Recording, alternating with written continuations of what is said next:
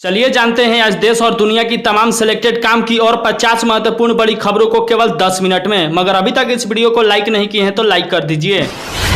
योगी सरकार ने यूपी में कर दिया बहुत बड़ा अलर्ट। योगी आदित्यनाथ का कहना है कि जो भी मस्जिद में स्पीकर लगे हैं उसे जल्द से जल्द उतरवाया जाए, नहीं तो स्पीकर हटाओ अभियान के तहत उन लोगों पर बहुत बड़ी कार्रवाई हो सकती है। अमेरिका में नरसंहार, अंधाधुंध फायरिंग में 22 लोग की मौत, 60 से अधिक घायल। अयोध्या के राम मंदिर में रामलीला की प्राण प्रतिष्ठा की तारीख सुनिश्चित कर दी गई है। अगले साल 22 जनवरी को मंदिर में प्राण प्रतिष्ठा होगी। इस कार्यक्रम में प्रधानमंत्री नरेंद्र मोदी भी मौजूद रहेंगे। कल पीएम मोदी ने सोशल मीडिया प्लेटफॉर्म एक्स पर कहा, राहुल गांधी ने देश का अपमान करने के अलावा कुछ भी नहीं किया, राजीव चंद्रशेखर ने कहा। भारतीय अग्निवीरों को क्या फायदा मिलता है, आइए एक नजर इस पर भी डालते हैं। अग्निवीर का वेतन 30,000 से 40,000 रुपए प्रति महीने होता है और इसी के साथ वो जोखिम और कठिनाई के भत्ते का हकदार। अग्निवीर की पेमेंट से 30% का भत्ता कटता है, यानी कि पीएफ के तौर पे उसे रख लिया जाता है सरकार के खाते में, जो कि 4 साल पूरे होने के बाद 11,71,000 उन लोगों को ब्याज सहित लौटा दिया जाता है। अगर किसी अग्निवीर को ड्यूटी के दौरान मृत्यु हो जाता है तो 1 करोड़ से अधिक रुपए उनके पैकेज से मिलता है। अगर ड्यूटी के दौरान कोई अग्निवीर विकलांग हो जाए तो उसे 44 लाख रुपए का धनराशि मिलता है। दिल्ली के मुख्यमंत्री अरविंद केजरीवाल ने अपनी कैबिनेट में एक महत्वपूर्ण फेरबदल किया है। सौरभ भारद्वाज के पास से जल मंत्री का कार्यभार वापस ले लिया गया है। अब इसकी जिम्मेदारी अतिशी संभालेंगी। अयोध्या अवैसी का बड़ा बयान सामने आया है। उन्होंने कहा कि बीजेपी कांग्रेस को वोट देकर बर्बाद की 4 पीढ़ियां। योगी जी, अयोध्या में हमें भी 5 एकड़ जमीन दे दीजिए। नेपाल, श्रीलंका और दक्षिण कोरिया ने लगाई गुहार। उत्तर प्रदेश के शामिली थाना भवन पुलिस ने फेसबुक पर आपत्तिजनक टिप्पणी करने के मामले में आरएलडी के विधायक अशरफ अली के पीए को, जिनका नाम था वासीउल्लाह खान, उनको यूपी पुलिस ने गिरफ्तार कर लिया है। दरअसल वो इजराइल और हमास युद्ध के बीच में आपत्तिजनक टिप्पणी किए थे, जिसके चलते उनको अब सजा भुगतना पड़ेगा, क्योंकि योगी सरकार ने पहले ही पूरे यूपी में अलर्ट की हुई है कि इजराइल और हमास के बीच युद्ध में कोई गलत टिप्पणी नहीं करेगा। राजस्थान कांग्रेस चीफ गोविंद सिंह डोटासरा और हुड्डा के आवास पर पहुंची ईडी, पेपर लीक में एक्शन ली और कुल 12 स्थानों पर छापेमारी चल रही है। संयुक्त राष्ट्र महासचिव एंटोनियो गुटेरेस के हमास को लेकर दिए गए बयान पर इजराइल भड़का हुआ है। इसी गुस्से में इजराइल ने गुटेरेस को पद से इस्तीफा देने को दावा किया है, लेकिन अब इस मामले पर विवाद बढ़ने की आशंका जताई जा रही है। दरअसल गुटेरेस ने अपने बयान में कहा कि अंतर्राष्ट्रीय मानवीय कानूनों का सम्मान किया जाना चाहिए। इसी बयान को लेकर इजराइल भड़का हुआ है। फिल्म लियो में लखपति विजय के साथ संजय दत्त, त्रिशा, अर्जुन सर्जा, मिक्सिंग, गौतम वासुदेव, मंसूर अली खान, प्रिया आनंद और सेणी जैसे कलाकार मुख्य भूमिका इस फिल्म में निभाए हैं। लखपति विजय की इस फिल्म को हर दिन दर्शकों ने काफी प्यार दिया है। यही वजह है कि लियो रिलीज होते ही बॉक्स ऑफिस पर धमाल मचा दिया और खूब कमाई किया। इस फिल्म को रिलीज किए हुए आज 7वां दिन है और दुनिया भर में इस फिल्म ने 450 करोड़ से ज्यादा का आंकड़ा पार कर लिया है, जो कि इस फिल्म ने रिकॉर्ड तोड़ वर्ल्ड वाइड कलेक्शन किया। मगर इस फिल्म के डायरेक्टर, प्रोड्यूसर और मेकरों के लिए बहुत दुख की बात है, क्योंकि फिल्म ने 6ठे दिन तक बहुत ही अच्छा कमाई की, मगर 7वां दिन जैसे ही शुरू हुआ इस फिल्म की रफ्तार धीमी हो गई। जबकि 5वें दिन फिल्म ने 30 करोड़ रुपए का आंकड़ा एक दिन में पार किया था, जबकि 6ठे दिन इस फिल्म ने केवल 14 करोड़ रुपए ही कमाया है और 7वां दिन फिल्म ने और कम कमाई की है।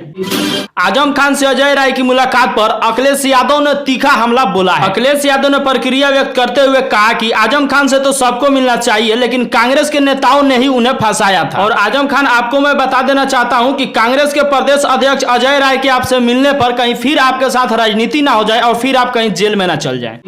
भारत द्वारा 41 कनाडाई राजनयिकों को वापस भेजने के कदम पर अमेरिका और ब्रिटेन के बाद न्यूजीलैंड ने भी कनाडा का साथ दिया है। न्यूजीलैंड ने कहा कि हम इस बात से चिंतित हैं कि भारत ने कनाडा से नई दिल्ली में अपनी राजनयिक उपस्थिति कम करने के लिए कहा। इसके बाद बड़ी संख्या में कनाडाई राजनयिक भारत से वापस चले गए। पूरी दुनिया में आज तक किसी देश ने ऐसा नहीं किया था जो नरेंद्र मोदी ने कर दिया। वर्ल्ड कप 2023 के बीच हार्दिक पांड्या को चोट लगने से भारतीय टीम को मुश्किल बढ़ते हुए दिख रही है। बांग्लादेश के खिलाफ लगी यह चोट और ज्यादा गंभीर दिखाई दे रही है। पहले खबर थी कि हार्दिक पांड्या को घुटने में चोट लगी है और यह एक मैच मिस करने के बाद टीम से जुड़ जाएंगे, मगर अब खबर आ रही है कि उनको लिगामेंट टियर हुआ है, जिसे ठीक करने में लगभग 2 से 3 सप्ताह का टाइम लग सकता है। ऐसे में हार्दिक पांड्या आगे आने वाले कई मैच को मिस कर सकते हैं, जो कि भारत टीम और भारतीयों के लिए बहुत दुख की बात है। सिवान के मुश्किल थाना क्षेत्र के 2 गांवों में आपसी विवाद में पथराव हुआ, जिसमें दोनों पक्षों की तरफ से खूब तोड़फोड़ की गई। एक दुकान को पूरी तरह से क्षतिग्रस्त कर दिया गया, वहीं 2 पुलिस अधिकारियों को भी मार दिया गया, जिससे दोनों पुलिस अधिकारी काफी घायल दिख रहे हैं और लगभग आधा दर्जन से ज्यादा लोग दोनों पक्षों के तरफ से घायल हुए हैं। पुलिस ने दोनों गांवों के लोगों को समझाकर मामला शांत कर दिया है। लगातार 3 बार से खंडवा के विधायक रहे भाजपा के देवेंद्र वर्मा एक समारोह मिलन के दौरान कार्यकर्ताओं के बीच अपना दर्द छिपाकर फूट फूट कर रोने लगे। समर्थकों ने उनके आंसू पोंछते नजर आए और यह वीडियो सोशल मीडिया पे काफी तेजी से वायरल हो रहा है।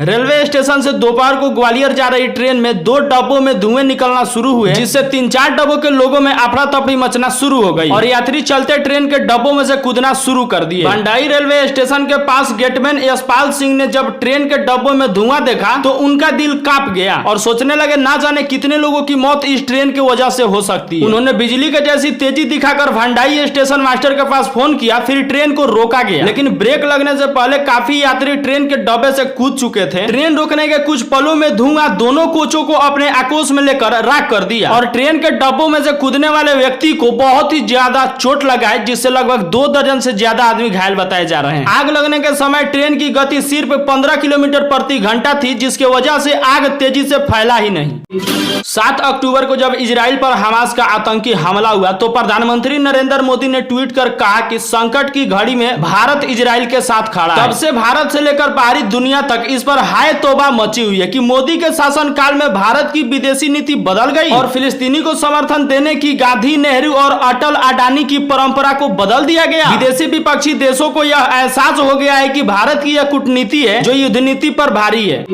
पेट्रोल डीजल के दाम भारत में हर दिन सुबह 6 बजे अपडेट किए जाते हैं। हर एक राज्य की अलग अलग प्राइस राज्य के हिसाब से तय किया जाता है। अगर आज की बात करें तो कई शहर और कई राज्य में डीजल और पेट्रोल के दाम में काफी बदलाव किए गए हैं। इसमें एक महानगर चेन्नई का नाम शामिल है। चेन्नई में आज पेट्रोल 41 पैसे और डीजल 40 पैसे महंगा होकर आज वहाँ 1 लीटर पेट्रोल की दाम 103 रुपया 7 पैसा और डीजल की दाम 94 रुपया 66 पैसा है। वहीं बात करें दिल्ली को तो पेट्रोल वहाँ 96 रुपया 72 पैसा लीटर है और डीजल 89 रुपया 62 पैसा लीटर। बात करें मुंबई के तो वहाँ पे 106 रुपया 31 पैसा लीटर पेट्रोल है और डीजल 94 रुपया 27 पैसा लीटर है। आइए एक नजर कोलकाता पे भी डालते हैं तो वहाँ पे पेट्रोल 106 रुपया 3 पैसा लीटर है, जो कि डीजल वहाँ पे 92 रुपया 76 पैसा लीटर है।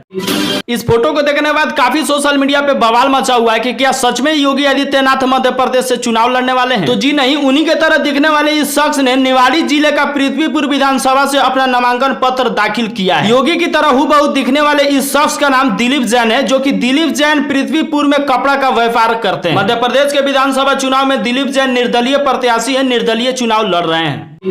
उत्तर प्रदेश की योगी आदित्यनाथ सरकार ने भारत नेपाल बॉर्डर पर चलने वाले 4000 मदरसों की जांच के लिए एसआईटी टीम गठित की है। इन मदरसों को मिलने वाली विदेशी फंडिंग की जांच होगी, उसके बाद बड़ी से बड़ी कार्रवाई की जाएगी।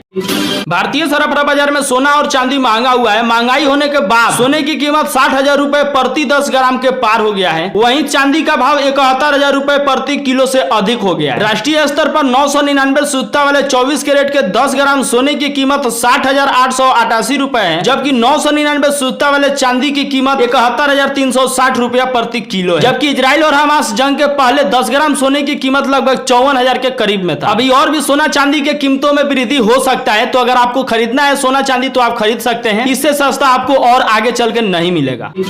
अरब देश कतर ने 8 भारतीयों को कल फांसी की सजा सुनाई है और इन 8 भारतीयों पर जासूसी का आरोप लगा है। कतर में 8 महीने पहले इंडियन आर्मी के पूर्व अधिकारियों को जासूसी के तौर पर गिरफ्तार किया गया था। ये गिरफ्तारी पिछले साल सितंबर में हुई थी। इस मामले में भारतीय विदेश मंत्रालय ने बयान जारी कर कहा है कि मौत की सजा की फैसला से हम हैरान हैं। हम परिवार के सदस्यों और कानूनी टीम के संपर्क में हैं और सभी कानूनी विकल्प तलाश रहे हैं और इस मामले को हम बहुत महत्वपूर्ण मानते हैं, भारतीय विदेश मंत्रालय ने कहा। मिल गया अखिलेश यादव को जवाब, पोस्टर का जवाब पोस्टर से। सपा कार्यालय के बाहर अखिलेश यादव को भावी पीएम बताने का पोस्टर लगाया गया था, जिसके बाद कांग्रेस कार्यालय के बाहर 2024 में राहुल गांधी पीएम बनेंगे और अजय राय यूपी के सीएम बनेंगे का पोस्टर लगाए गए हैं। पीएम किसान सम्मान निधि योजना के तहत केंद्र सरकार द्वारा दीपावली से पहले 15वां किस्त उन सबके अकाउंट में भेज दिया जाएगा जो पीएम किसान निधि योजना का लाभ उठाते हैं। मगर 15वें किस्त लेने से पहले हर एक किसान को ई-केवाईसी का प्रक्रिया पूरा करना भरना होगा तभी जाके 15वां किस्त उनके अकाउंट में जाएगा। बीके सिसोदिया ने बताया है कि पीएम किसान योजना के तहत 14वीं किस्त 1.86 करोड़ लोगों के खाते में भेज दिया गया है जो इसका लाभ उठाते हैं। ट्रैफिक पुलिस की निगाह पर एक बाइक पड़ी तो वो हैरान रह गए क्योंकि उस पर 6 बच्चे के साथ एक शख्स फरेटेदार बाइक चला रहा था। यानी कि उस बाइक पे टोटल 7 लोग सवार थे। वो शख्स कोई और नहीं था, उन सारे बच्चे के अंकल थे जिनको पुलिस ने सम्मान किया और हाथ में फूल देकर बहुत अच्छे से कह दिया कि अब जाइए। इस फोटो को आपने कहीं ना कहीं सोशल मीडिया पे जरूरी देखा होगा और नहीं देखा है तो देख लीजिए। और 2024 में पीएम कौन बनेगा ये आपको बताना है कि कांग्रेस बनेगी या फिर बीजेपी, क्योंकि मेरे चैनल पे सर्वे चल रहा है।